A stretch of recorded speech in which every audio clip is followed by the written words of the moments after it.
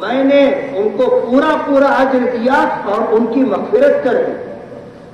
رات گزرتی ہے اور پھر جب صبح ہوتی ہے، حدیث پاک میں آتا ہے کہ گلی کے ہر کونے پر اللہ کی وہ مخلوق جو نورانی مخلوق ہے، فرشتے ہر نکڑ پر کھڑے ہو کر کے اعلان کرتے ہیں کہ چلو اس کریم رب کی بارگاہ کی طرف جس کے خزانے لامحدود ہیں، چلو اس کریم رب کی بارگاہ کی طرف جس سے مانگنے والے کبھی محروم نہیں رہتے۔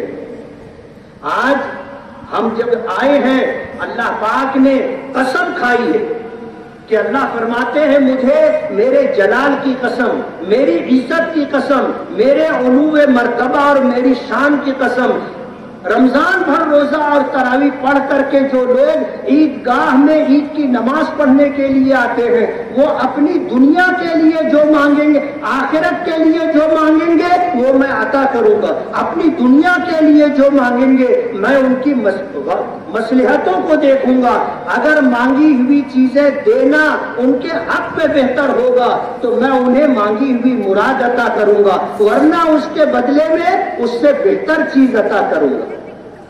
آج اس جگہ جب ہم نماز کے لیے آئے ہیں تو آپ اس بات کا یقین رکھیے کہ یہاں جو دعا آپ مانگو گے اللہ پاک قبول کرے۔ کیوں؟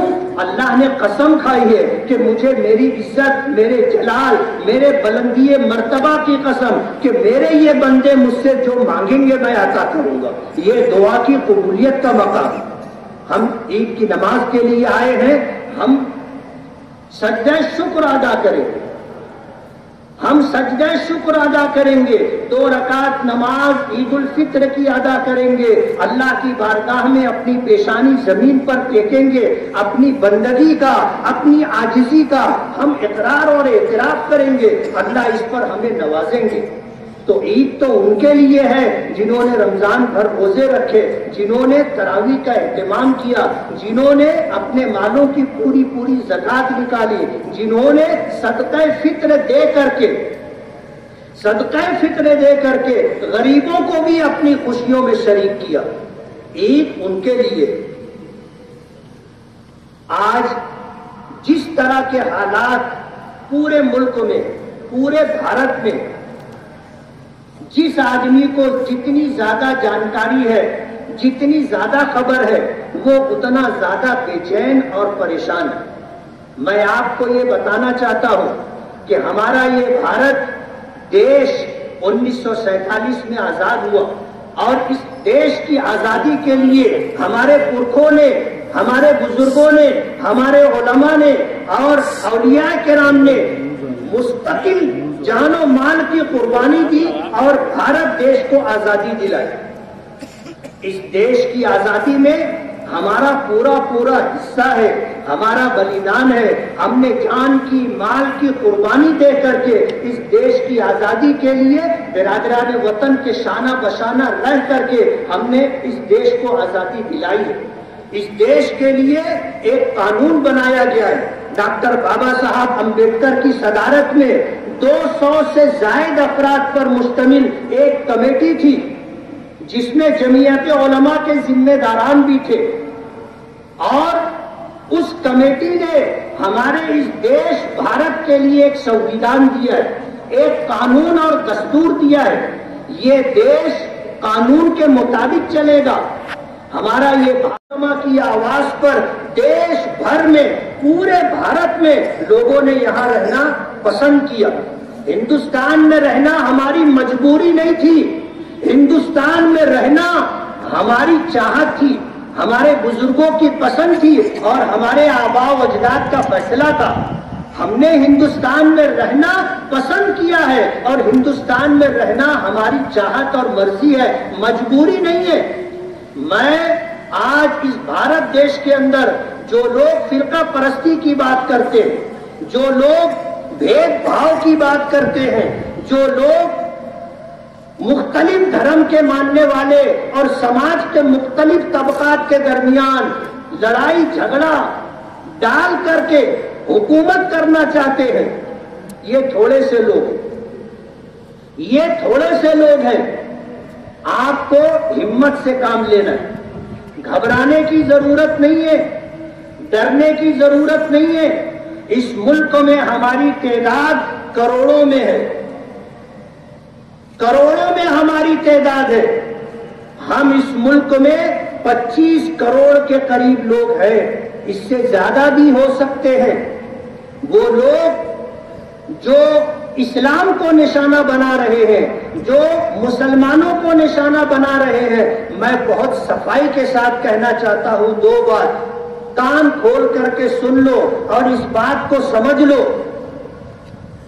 ہم ہندوستان چھوڑ کر جانے والے لوگ نہیں ہیں. 2 بات آپ سمجھ لو, نہ ہم اپنا دین دھرم چھوڑ سکتے ہیں اور نہ ہم ہندوستان چھوڑ سکتے ہیں. اگر کسی کے ذہن میں یہ بات ہوگی کہ مسلمان ڈر جائے گا, حالات سے گھبرا جائے گا, بات ایسی نہیں ہے. ہمارے بزرگوں نے ہمیں گائیڈ لائن دی ہے کہ جمہوری دائرہ کار میں رہتے ہوئے, قانون اور سنویدھان کی پاسداری کرتے ہوئے ہمیں صبر اور ہمت سے کام لینا ہے. گھبرانے کی بات نہیں ہے. 25 کروڑ لوگوں کو ختم کرنا کوئی منہ کا کھیل نہیں ہے.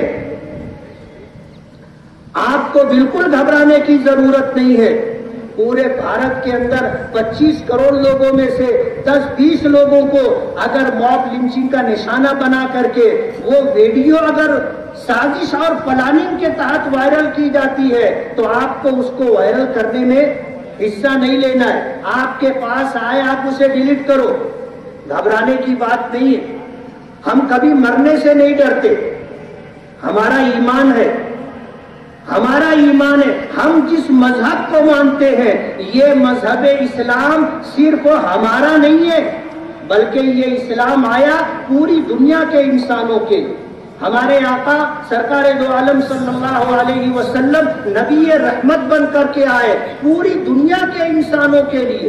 قرآن کریم جو آپ پر نازل ہوا اللہ کا کلام ہے, یہ مسلمانوں کے لیے نہیں, صرف مسلمانوں کے لیے نہیں, پوری دنیا کے انسانوں کے لیے. میں آج اپنے ہندو بھائیوں سے اور برادران وطن سے اور بھارت بھر کے رہنے والے لوگوں کے پاس اپنا یہ میسج دینا چاہتا ہوں کہ ہم سے یہ غلطی ہوئی ہے. ہم مسلمانوں سے یہ کوتاہی ہوئی ہے کہ ہم نے اسلام کو اپنا دھرم سمجھا, قرآن کریم کو اپنا سمجھا, اور یہ اللہ کے نبی صلی اللہ علیہ وسلم کو صرف اپنا نبی سمجھا. نہیں, اللہ کے نبی پوری دنیا انسانیت کے لیے نبی ہے. قرآن کریم پوری دنیا انسانیت کے لیے اللہ کا کلام ہے, اور مذہب اسلام پوری دنیا انسانیت کے لیے. قرآن کریم میں چند مقامات پر مسلمانوں کو خطاب کیا گیا کہ یا ایھا الذین آمنو, لیکن 5000 سے زائد مقامات پر اللہ پاک نے پوری دنیا کے انسانوں کو خطاب کیا ہے, جس میں پوری دنیا کے انسان ہیں. پھر اس میں مسلمان بھی ہے, ہندو بھی ہے, سکھ بھی ہے, پارسی بھی ہے, مجوسی بھی ہے, کرسچن بھی ہے, یہودی بھی ہے. پوری دنیا والوں کے لیے یہ اللہ کا کلام ہے اور سب کو خطاب کیا گیا. اللہ ہمیں معاف کرے. ہم عید کے اس موقع پر اللہ سے معافی کے طلبگار ہیں. ہم سے کوتاہی ہوئی کہ ہم نے اپنے دوسرے بھائیوں تک اس پیغام کو پہنچایا نہیں. یہ ہماری ذمہ داری تھی کہ اللہ کا یہ کلام اور اللہ کا یہ دین پوری دنیا کے انسانوں تک پہنچاتے. ہم نے اس کو سمیٹ کر کے رکھا, ہم نے اسے لوگوں تک پہنچایا نہیں. آج ہماری غلط فہمی اور کوتاہی کی وجہ سے سامنے والے ہمارے بھائیوں کو غلط فہمی ہو گئی, وہ بھی یہ سمجھنے لگے کہ اسلام صرف مسلمانوں کا دھرم. بات ایسی نہیں ہے. یہ اللہ کا بھیجا ہوا دین اور دھرم ہے, اور تمام دنیا کے انسانوں کے لیے ہے. اللہ پاک نے قرآن کریم میں پوری دنیا کے انسانوں کو خطاب کیا ہے. اس لیے ہم سے کوتاہی ضرور ہوئی ہے, اللہ ہمیں معاف کرے. ہم برادران وطن کو اس بات کی دعوت دیتے ہیں کہ آپ قرآن کریم کو پڑھیے. آپ کو پڑھ کر کے اندازہ ہوگا کہ یہ کتاب آپ کے لیے. آپ پڑھو گے تو آپ کو اس بات کا احساس ہوگا کہ یہ دھرم آپ کے لیے, یہ دنیا بھر کے انسانوں کو سیدھی راہ بتانے کے لیے دین آیا ہے. یہ قرآن کریم پوری دنیا کے انسانوں کو اچھا راستہ بتانے کے لیے آیا ہے. ان ھذا القرآن یہدی للتی ہی اقوم، کہ یہ قرآن کریم پوری دنیا کے انسانوں کو راہ ہدایت دکھاتا ہے. اس لیے قرآن کریم نے کہا ہے کہ فلا تہنوا ولا تحزنوا وانتم الاعلون ان کنتم مؤمنین. تم گھبراؤ مت، تم خوفزدہ مت ہو، تم ہی غالب رہو گے اگر تم اللہ کو مان کر کے زندگی گزارو. 3 چیزیں آپ کو سمجھ لینا چاہیے. یہ دنیا دارالاسباب ہے، اور اس دارالاسباب میں رہتے ہوئے آپ کو کامیابی کے لیے اپنے دین کی پاسداری کرنی ہوگی. مذہب اسلام نے آپ کو جو احکامات دیے ہیں ان کی تابع داری کرنی ہوگی. 5 وقتہ نمازوں کا اہتمام کرنا ہوگا. آپ کو رمضان کے روزے رکھنا ہوں گے. آپ کو اپنے مالوں کی زکوٰۃ دینی ہوگی. اللہ نے حج فرض کیا تو آپ کو حج کرنا ہوگا. قرآن کریم اور نبی کریم صلی اللہ علیہ وسلم کے ارشادات اور احکامات کو اپنی زندگی میں جگہ دینی ہوگی. عبادات سے زیادہ آپ کو اپنے اخلاق پر توجہ دینی ہوگی. گالی گلوچ سے اپنے آپ کو بچانا ہوگا، جھوٹ سے اپنے آپ کو بچانا ہوگا، دھوکے بازی سے اپنے آپ کو بچانا ہوگا، بے ایمانی سے اپنے آپ کو بچانا ہوگا. اپنی زبان سے، اپنے ہاتھ سے کسی کو تکلیف نہ ہو، یہ اس بات کا اپنے آپ کو پابند کرنا ہوگا. اللہ کے رسول صلی اللہ علیہ وسلم نے فرمایا المسلم من سلمہ الناس، مسلمان وہ ہوتا ہے جس کی زبان سے، جس کے ہاتھ سے دنیا بھر کے انسان محفوظ ہو، وہ شخص مسلمان ہے. آپ کو سچا پکا مسلمان بن کر کے زندگی گزارنا ہوگا. ایک بات تو یہ. دوسری بات یہ، آپ کو تعلیم کے میدان میں ایجوکیشن لائن سے اپنا تشخص ثابت کرنا ہوگا. اللہ کا بہت بڑا احسان ہے، مالیگاؤں میں ہر فیلڈ کے اندر ایجوکیشن لائن سے لوگوں نے ڈگریاں حاصل کی، اور بھارت میں اور بھارت سے باہر جا کر کے آج وہ لوگ اپنا لوہا منوا رہے. تعلیمی لائن سے ہمیں توجہ دینی ہوگی. آپ آدھا پیٹ کھاؤ، آپ بجائے 10 جوڑا کپڑے بنانے کے 2-3 جوڑے پر اکتفا کرو. آپ فضول خرچی اور اسراف سے اپنے آپ کو بچا کر اپنا کمایا ہوا سرمایہ اپنے بچوں کی تعلیم پر خرچ کرو. اگر آپ کے پاس تعلیم ہوگی، آپ کو ترقی سے کوئی نہیں روک سکے گا، آپ کو آگے جانے سے کوئی نہیں روک سکے گا. آپ کو اپنے اندر تعلیمی بیداری لا کر کے، آپ کو اپنے بچوں کو تعلیم سے آراستہ و پیراستہ کر کے انہیں اپنے پیروں پر کھڑا کرنا ہوگا. ہم جب پڑھ لکھ کر کے سماج میں اپنا وجود ثابت کریں گے تب دنیا ہم کو مانے گی. تیسری چیز، معاشی لائن سے، کاروباری لائن سے اپنے آپ کو مستحکم اور مضبوط کرنا ہوگا. غریبی 17 قسم کے عیب اپنے ساتھ لاتی ہے. اللہ کے رسول صلی اللہ علیہ وسلم نے فرمایا کاد الفقر ان یکون کفرا، محتاجی اور غریبی آدمی کو کفر تک پہنچا دیتی ہے. اس لیے آپ معاشی طور پر مضبوط بنیے، کمانے کے ساتھ ساتھ اپنا مال محفوظ رہے، بچا رہے. اس کے لیے آپ کو کوشش کرنی ہوگی، آپ کو سرمایہ جمع کرنا ہوگا. آپ کے پاس پیسے ہوں گے، آپ 10 غریب لوگوں کے آنسو پوچھ سکتے ہیں. اور اگر آپ کے پاس پیسہ نہیں ہے تو آپ کو ہاتھ پھیلا کر کے لوگوں کے سامنے کھڑا ہونا پڑے گا. اپنی ہر ضرورت کے لیے دوسروں کا منہ دیکھنا پڑے گا. ہم اس کے دروازے پر جا کر لوگوں سے قرض اور مانگ کر، بھیک مانگ کر کے ہم اپنی ضرورت پوری کریں گے. ایسا نہیں ہونا چاہیے. اپنا کمایا ہوا پیسہ آپ سنبھالیے، فضول خرچی سے بچیے، اپنی ضرورت پوری کیجیے. شان و شوکت، اور وہ بھی جھوٹی شان و شوکت کے لیے پیسہ پانی کی طرح بہانا، یہ ہماری شریعت کے مزاج کے خلاف ہے. اس لیے آپ اپنا پیسہ سنبھال کر کے رکھیے.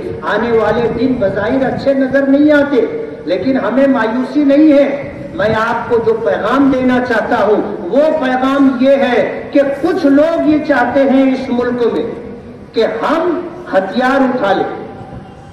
کچھ لوگ یہ چاہتے ہیں کہ ہم صبر اور برداشت کا دامن چھوڑ دیں اور ہم روڈ اور راستے پر آ کر کے ہم وہ کام کریں جس سے ملک میں انارکی پیدا ہو، جس سے فساد ہو، جس سے دنگا ہو.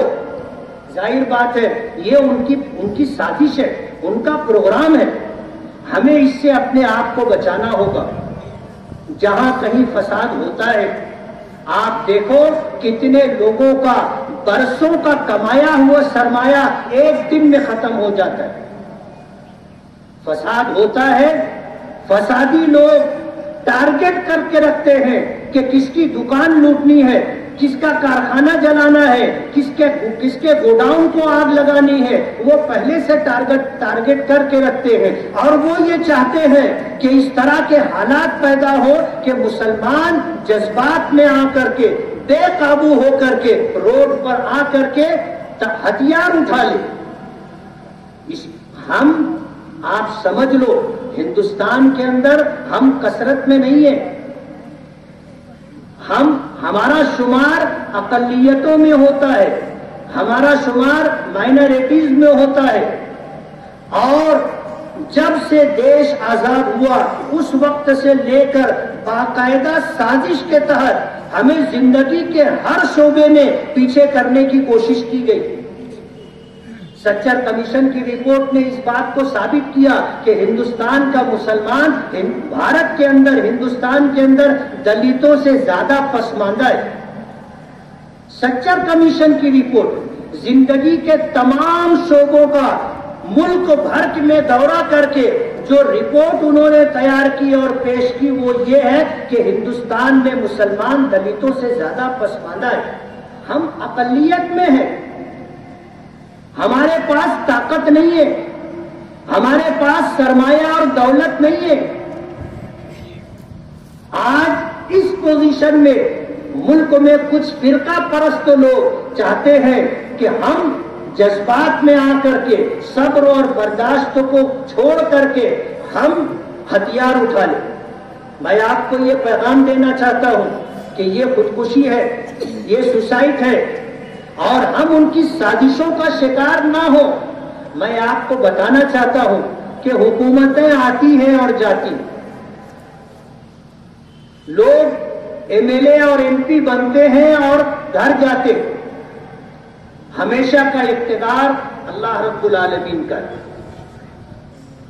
حکومتیں ماضی میں کسی اور کی تھی، ان سے پہلے کسی اور کی تھی، آج کسی اور کی ہے اور کل کسی اور کی رہے گی.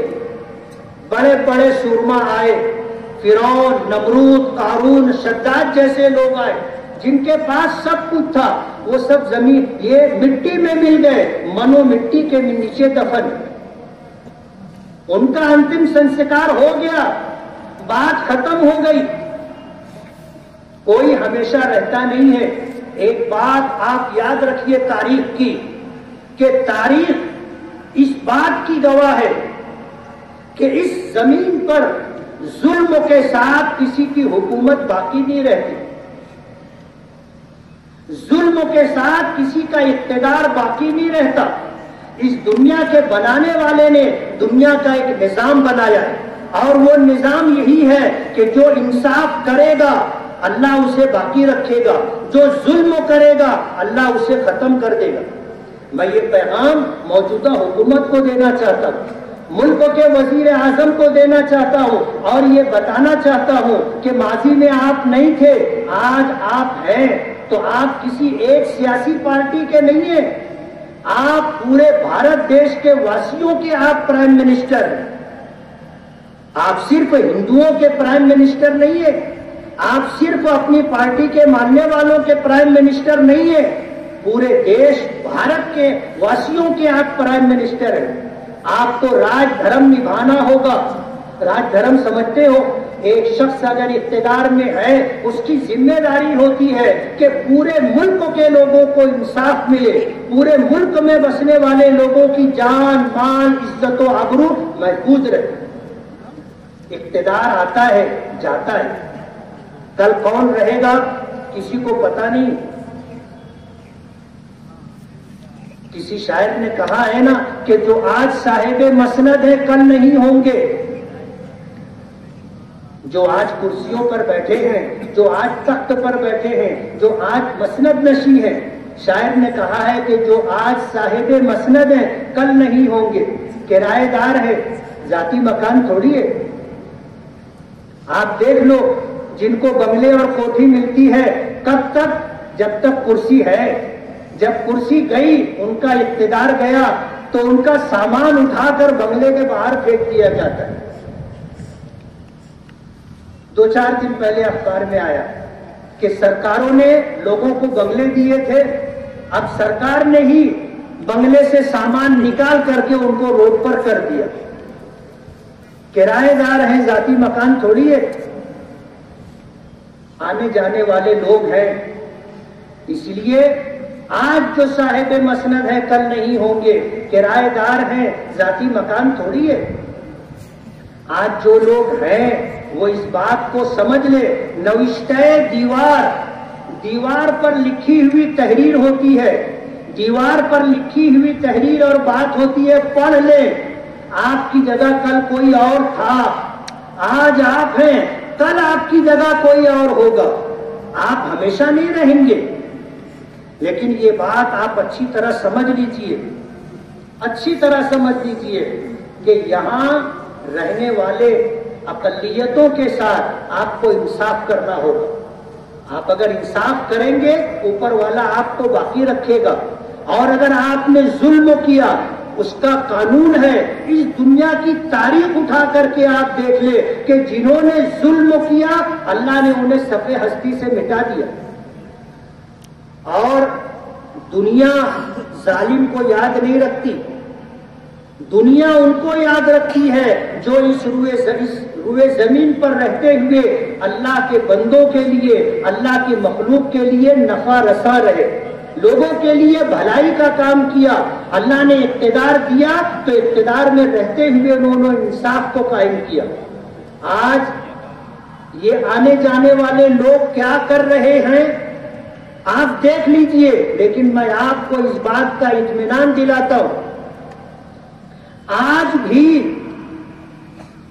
آنے جانے والے لوگوں کو چھوڑ کر کے جو لوگ دیش چلاتے ہیں، جو آفیسران ہیں، جو ایجنسیوں میں، خفیہ ایجنسیوں میں ہیں، جو ڈپارٹمنٹ میں ہیں، ان میں اکثریت آج بھی سیکولر مزاج لوگوں کی. آپ کو مایوس ہونے کی ضرورت نہیں ہے. ایجنسیوں میں ایسے آفیسران ہیں جو دیش کے ہمدرد ہیں اور خیرخواہ ہیں، جو ملک کے حکمرانوں کو، پرائم منسٹر کو اور اسی طرح وزیروں کو جو رپورٹ دیتے ہیں، وہ یہی رپورٹ دی جاتی ہے کہ آپ جو کر رہے ہیں یہ برابر نہیں ہے، اس سے دیش کا کوئی نفع نہیں ہے، نقصان ہے. ابھی آپ نے 2 دن پہلے انقلاب اخبار میں اداریہ آپ نے پڑھا ہوگا کہ سپریم کورٹ کے چیف جسٹس رامنا نے تمام ججوں کے سامنے جو بات رکھی، آفیسروں کے سامنے پرائم منسٹر کی موجودگی میں جو بات رکھی، وہ یہی تھی کہ اگر ڈپارٹمنٹ کے لوگ، ایجنسیوں کے لوگ اور کرسیوں پر بیٹھے ہوئے ذمہ داران اور وزراء اگر انصاف کریں گے، عدالت کا بوجھ کم ہو جائے گا. آج جو عدالت پر اتنا بوجھ ہے کہ آج مقدمات لاکھوں کی تعداد میں پینڈنگ ہے، یہ آدھے سے زیادہ ختم ہو جائیں گے. ہمیں پتا ہے ڈپارٹمنٹ میں کچھ کالی بھیڑ بھی ہے، کچھ ظالم مزاج کے لوگ بھی ہیں جن کی وجہ سے پورا ڈپارٹمنٹ بدنام ہوتا ہے.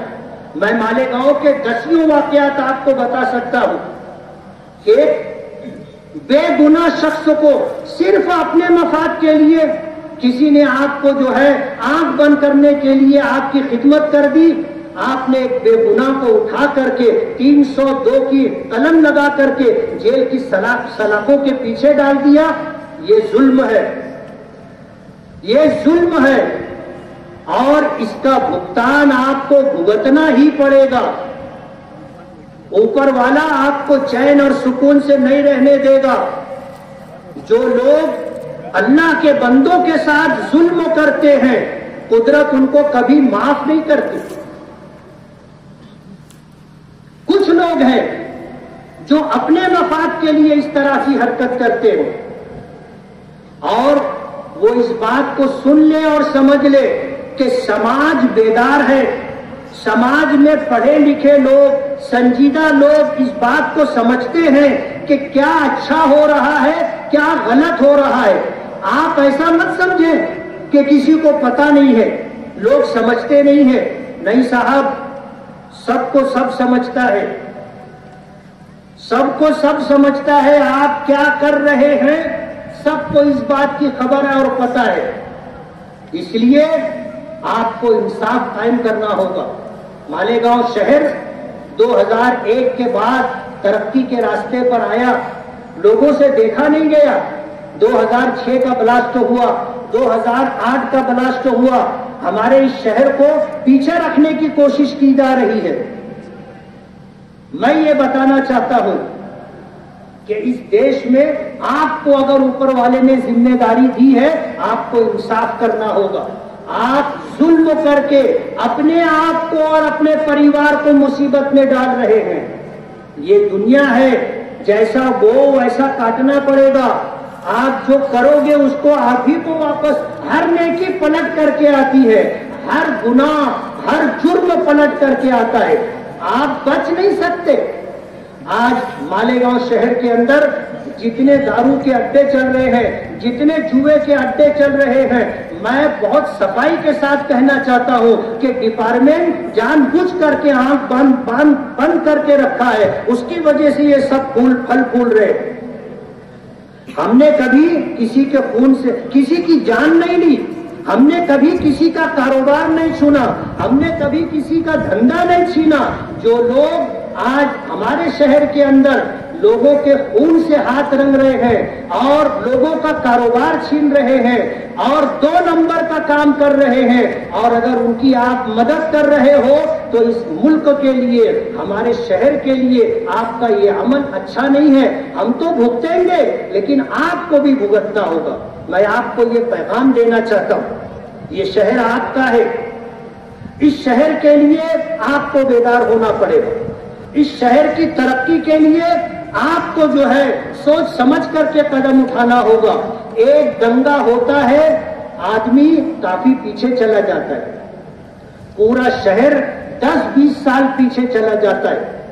آپ یہ سمجھ لیجئے کہ جو لوگ اس شہر کو آگ میں جھونکنا چاہتے ہیں، 12 نومبر کا جو معاملہ تھا کیا ہے وہ آپ کو پتا ہے، اور ہمارے جن سادہ دل بھائیوں کو اکسا کر کے روڈ پر لا کر کے جو حرکت کی گئی ہے وہ ایک پلاننگ کا حصہ ہے۔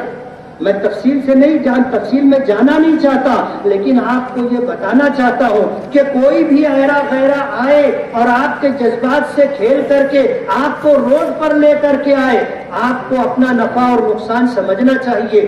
آپ شہر کے ایک ذمہ دار فرد ہیں، آپ کو اس بات کا علم ہونا چاہیے کہ اس شہر کے لیے کیا بہتر ہے اور اس شہر کے لیے کیا نقصان دہ۔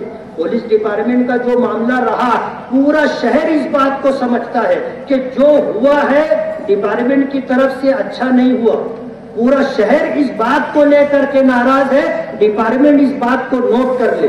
دوسری بات، جتنے لوگ گرفتار تھے، جمعیت علماء نے اپنی ذمہ داری محسوس کرتے ہوئے سب سے پہلے اعلان کیا تھا، اور ہمارے جنرل سیکریٹری عبد المالک بکرا ناسک جا کر کے جیل میں تمام قیدیوں سے وکالت نامے پر دستخط لے کر کے آئے تھے۔ جمعیت علماء مہاراشٹر پورے ہندوستان میں مظلوموں کا، بے گناہ لوگوں کا مقدمہ لڑتی ہے۔ ہم نے اعلان کیا تھا کہ ان کا مقدمہ ہم لڑیں گے، لیکن ایک سازش کے تحت جمعیت کے دفتر پر لوگوں کو بھیجا گیا۔ لوگوں نے آ کر کے کہا کہ ہمارے گھر کا جو فرد گرفتار ہے آپ اس کا کیس نہ لڑیں، ان کا وکالت نامہ واپس دے دیں۔ کچھ لوگوں نے جمعیت دفتر پر آ کر کے سخت سست الفاظ میں بات کی، گالی گلوچ کی، تو جمعیت نے، جو آدمی نہیں چاہتے کہ جمعیت ان کا مقدمہ لڑے، ہم نے ان کے سارے کاغذات واپس کر دیے۔ ان کے پیچھے کون لوگ ہیں اور کیوں ایسا انہوں نے کروایا؟ مالیگاؤں کے لوگ اس بات کو سمجھتے ہیں اور اس بات کو آپ نوٹ کر کے رکھ لیجئے۔ میں آپ کو بتانا چاہتا ہوں کہ اگر جمعیت علماء جب ہائی کورٹ گئی تھی، اگر اس معاملے میں جمعیت کو بے دخل نہیں کیا گیا ہوتا تو 12 نومبر کے سارے ملزمین اب تک اپنے گھروں میں ہوتے اور اپنے گھر والوں کے ساتھ عید کی خوشیاں مناتے۔ لیکن ہمارا شہر عجیب ہے، کچھ لوگ ہیں جو اس شہر کی بھلائی کبھی نہیں چاہتے۔ ہم جس میدان میں ہیں یہاں جاگنگ ٹریک بنا، ہماری جگہ 12 گنٹھا ہے، بقیہ زمین سرکار کی ہے، اور یہاں جاگنگ ٹریک بننا چاہیے نہیں بننا چاہیے؟ آپ اس بات کو سمجھتے ہیں؟ نہیں بننا چاہیے تھا۔ کارپوریشن میں جو ذمہ دار ہیں ان کی ذمہ داری بنتی تھی کہ این او سی نہیں دیتے، انہوں نے این او سی دے کر کے ایک نیا وعد کھڑا کیا ہے۔ میں آپ کو بتانا چاہتا ہوں کہ جن لوگوں نے بھی جاگنگ ٹریک بنایا ہے اپنے پیسے سے نہیں بنایا، اپنی جیب سے اپنے گھر کے پیسے سے نہیں بنایا، یہ سرکار کا پیسہ ہے جو ہمارا ٹیکس سے دیا ہو، ہم نے ٹیکس سے دیا ہے، ہمارے پیسوں سے یہ جاگنگ ٹریک بنا ہے۔ کہاں بننا چاہیے تھا؟ بننا چاہیے تھا نہیں بننا چاہیے تھا 2 نمبر کی بات ہے، لیکن جو لوگ اس کے ذمہ دار ہیں ان کو اس بات کو پہلے سمجھ لینا چاہیے تھا۔